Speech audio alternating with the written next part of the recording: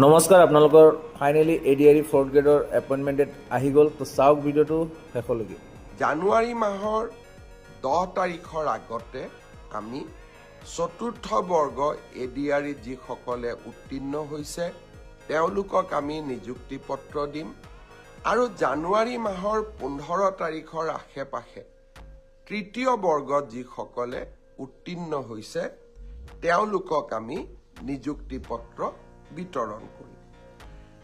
ইয়াৰ পিছত আৰু কেইটামান বিভাগৰ নিযুক্তি পত্ৰ আছে।